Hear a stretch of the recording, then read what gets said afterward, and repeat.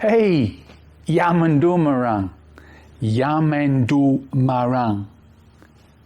Are you well, friend? And I hope you are in these times of this nasty old virus.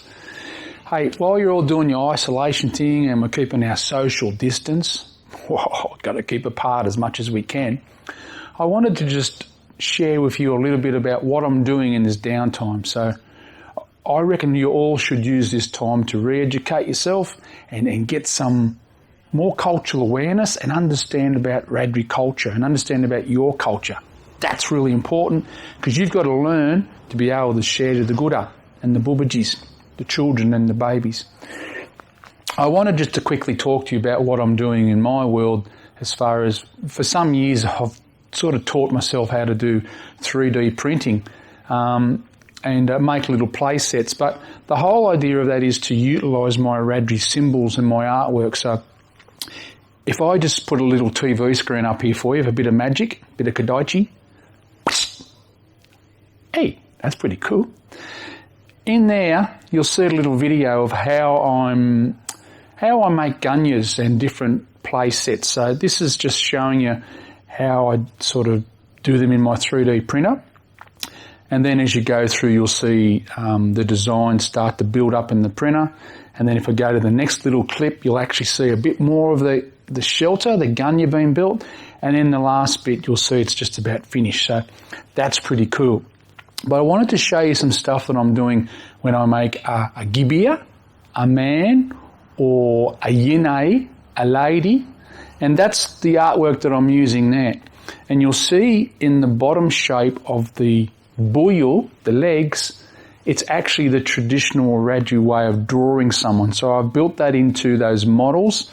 And that's something that, these model sets or whatever, you can design them yourselves, teach your children how to do it. You can paint them and play and have a learning thing about cultural activities. So don't ever think because Wiradjuri been here for 60 and 70,000 years that we can't utilise modern tools and modern technology, because we're a very adaptive people and we are an amazing race of people.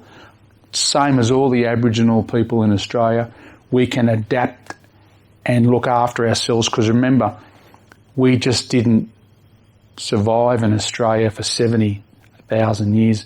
We thrived here, and today we still do. So I want you to make sure you use this downtime to create things with your Gura, your children, and your Daba Malang, your family, and things like, a gibia, man, yinei, lady. Maybe you could do dinawan, emu. Maybe you can look at guga, gawena, or maybe gadi. Whoa, gaddies. They're bulla gadi too. So you can do all these things at home while you got that, sharing with the children, sharing with yourself, learning your language from your own tribal group. But most importantly, make sure we look after each other. Make sure you use lots of galing